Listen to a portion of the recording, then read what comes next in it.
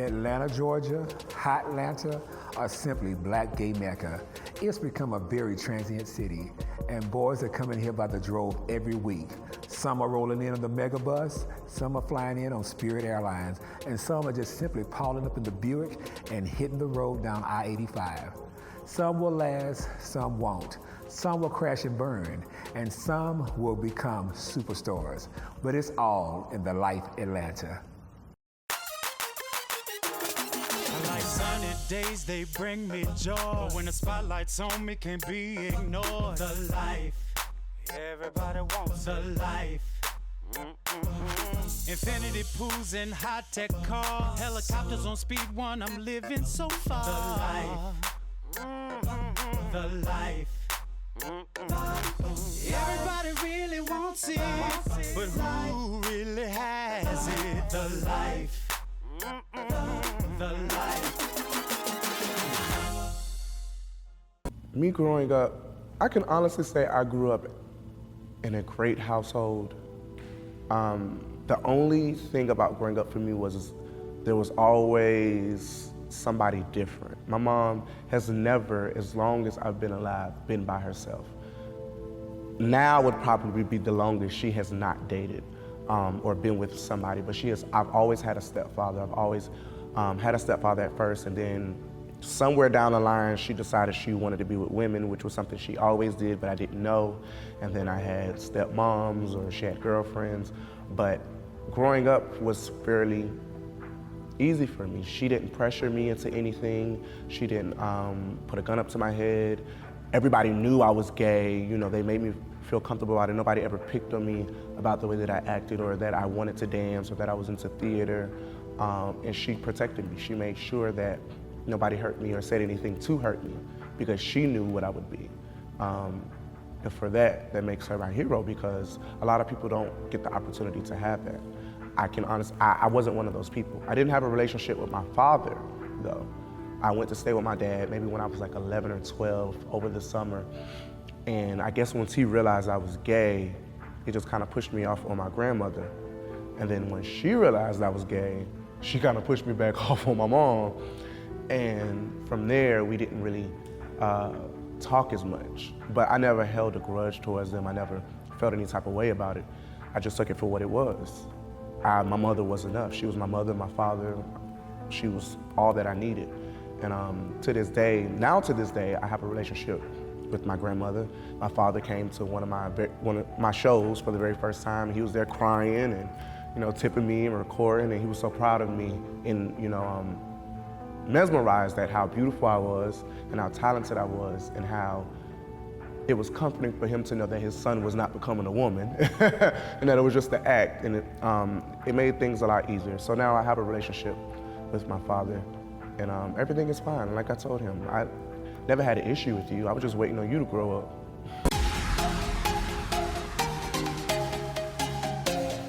So everybody knows that fitness and health is very important to me, especially after living in California. My passion and just my experience grew within that industry. So coming back to Atlanta, I decided to launch my business. I'll do a series of free boot camps so I can introduce everybody to my style of training. But before I introduce it to the masses, I decided to call a friend of mine, Sita, and have him come to the park with me so we can kind of run through some things and I can test out moves with him.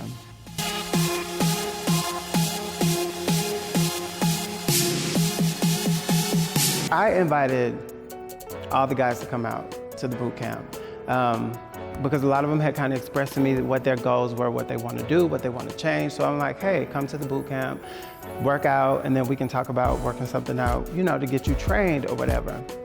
Nobody came. I heard from nobody, except the morning of, Danny texted me and said that he couldn't come because he had to work, which he always has to work, but he couldn't make it. So then I see Alan. Like, Alan walks up the last 10 minutes of the class, maybe, and he said it was because he got lost. But for Alan to be so pro-Atlanta, and this park is not in a hidden area, I don't think he got lost. I just think he really didn't have plans to participate, because when he showed up, he kind of just sat off to the side and watched everybody.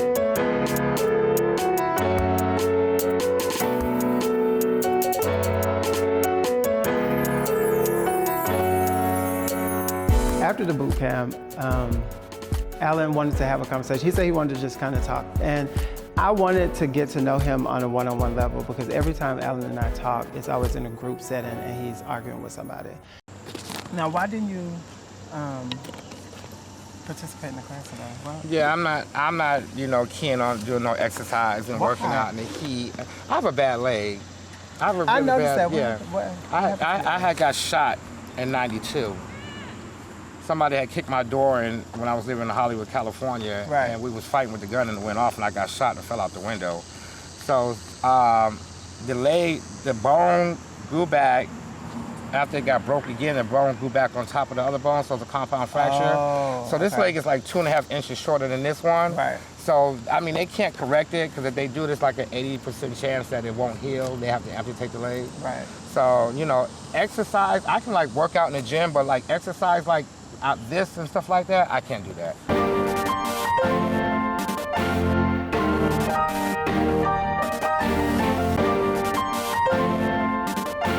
Okay, so today is that big day that I think every person that I have to go through that deal with the same situation that I deal with.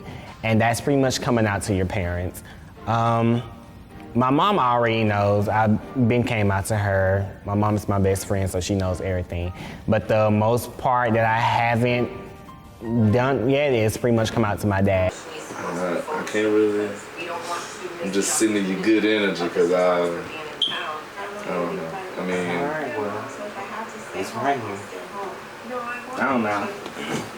yeah, I mean, and also invite them down too. As much as I want to have the photos ready for this book launch, my mind is just not in the right place. And I know a lot of... Hello? Hey, dude. What's going on, Mike? Nothing much. How are you? I'm here. Take the plane. Good.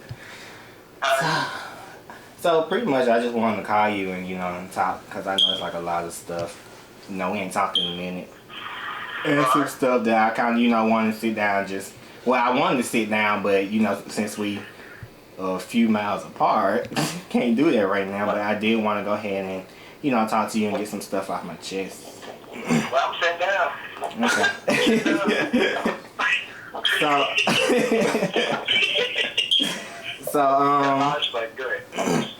So, I mean, I know you probably know, like, with me growing up, and, I know everybody probably know, and it's just the fact of, my life and my things that I dealt with, some of the stuff, I choose, it's kind of, well, it really wasn't a choice, but it's just pretty much, and, can't really, like, get it out, because I don't know how to get it out, because I kind of just felt like, growing up, I was pretty much different, and pretty much, wasn't what you wanted me to be, I guess, if that makes more sense. No, wait a minute. First of all, let me correct you. First of all, like I said, whatever you choose to do on Trump, you your own man. I'm still gonna love you regardless. Yes, sir. Whatever you decide, what's on the thing, like I said, I'm still gonna love you because you my son. Yes, sir. Whatever you do is not gonna piss me off on nothing you doing because, like I said, you my son, you been my son, you gonna be my son. Right. So we don't feel bad about nothing because, like I said, I'm still gonna love you the same way that I've been loving you. Right. Don't never say, but like I said, anytime, and this stuff come out, anytime you need to call and talk to me, because I won't, because see, it hurts me because you don't put, the way you just said happen, Yes, sir. I call every night. Like, my son, I said, damn, what I do that, Trump? I mean, it hurts. It hurts me. It really do. It takes me down. Because, I'm like, what did I do to push my son away from me? That's what that's my brain did.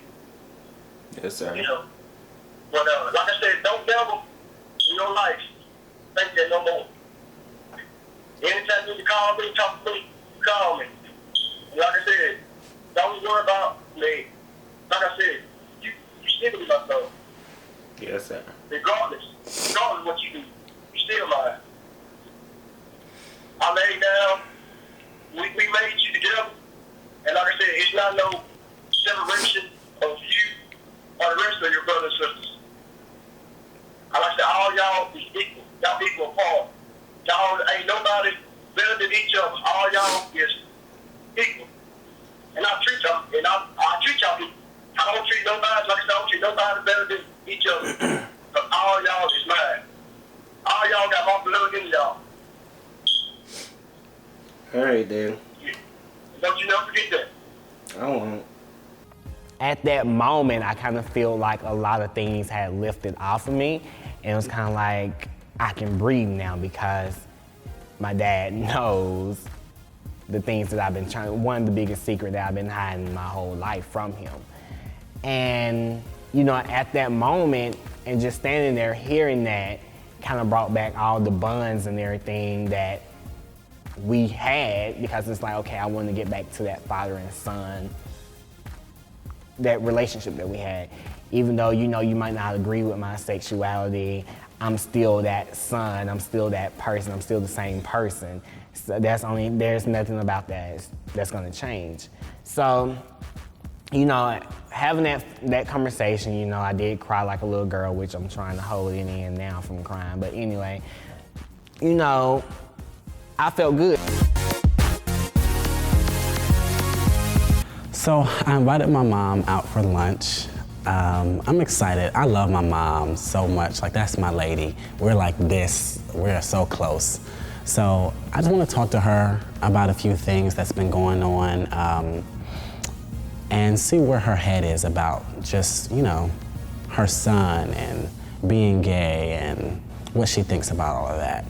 The reason why I got tired of it, because remember, I called you. I was like, Mom, you know, I just realized I have been basically like hating or despising my family for so long because I felt like, even though I never talked to you guys about it, I felt like you guys were just gonna be like, no, who is that? Because I knew growing up with God and church and dad and this and that my lifestyle was wrong. And even in society it's wrong. And I know that in church it's a lot about image too, like what pastor wants to have a gay son. And so it's just hard. I just stop you right there. Sure. Now, as it pertains to you, your father and I, we believe that you're a gift. You are a gift from God, okay? Which means that God will give all of us the wisdom on how we're going to deal with whatever, you know, we need to deal with. So parents understand that children are a gift, meaning that we're still supposed to love, nurture, protect, provide, encourage, support. And so those are that's what, you know, that's what parents want to do. Now, to me, you shouldn't assume that everybody in the family is going to feel the same way, because everybody has their own mind and they have their own thoughts concerning, you know, the homosexual, you know, community. They have their own thoughts. So as I'm talking to my mom, I just realized our relationship has become so much stronger and closer because of me being gay. And I really appreciate her for that, because not a lot of people have such supportive parents or such of a supportive mother as I do. And her advice, it just really touched my heart. I love my mom. She told me that she just wants to be my mother. She doesn't want to control who I love and what I do. She just wants to be my mother, and through trying to be my mother, she accepts me for who I am.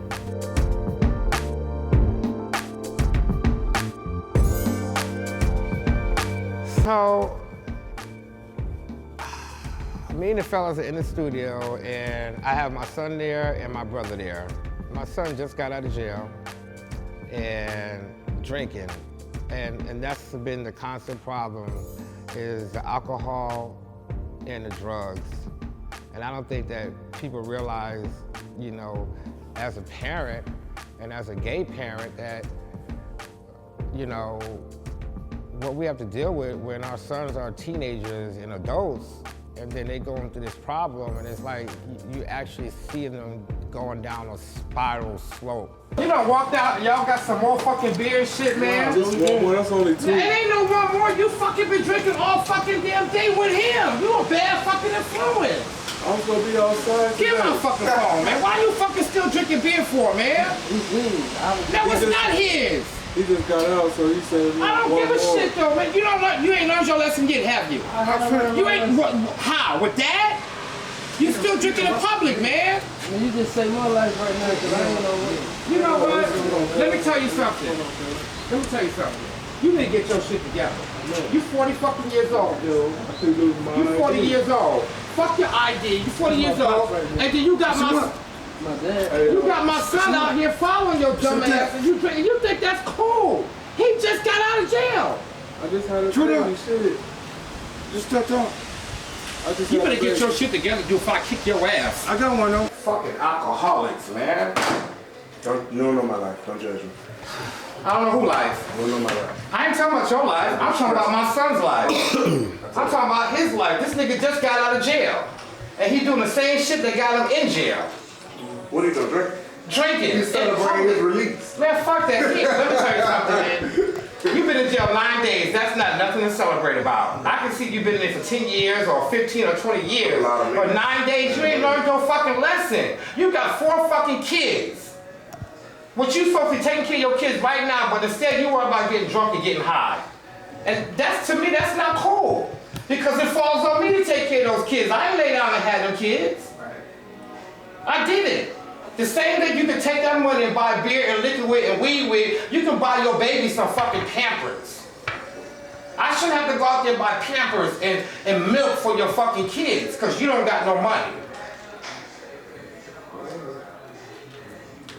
And I've been doing this shit since 7 o'clock this morning. Roswell, going back and forth from fucking Snellville to Roswell to court, back and forth.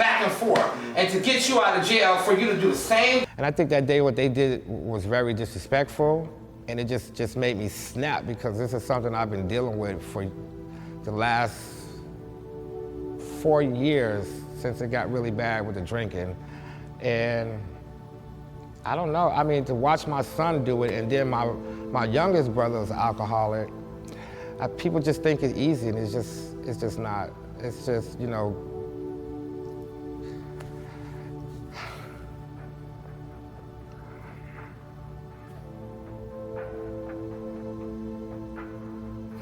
It's not easy, because every time I think about it, I'm thinking, okay, well,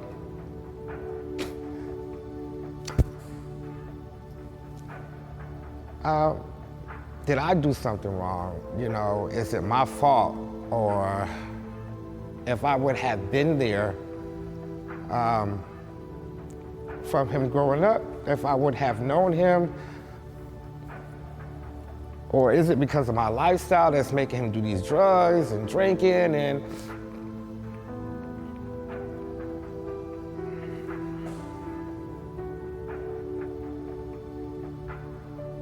we're not even talking to this day.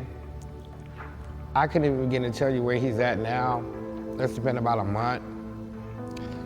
It's just come to the point where you gotta let go. I just had to come to the point where I just had to let go. I just had to let go, because it's not good for me. It's destroying everything that I'm trying to build a legacy for my kids and my grandkids, and you just want your children to be the best and to do the best, and I don't think it's ever gonna happen with him.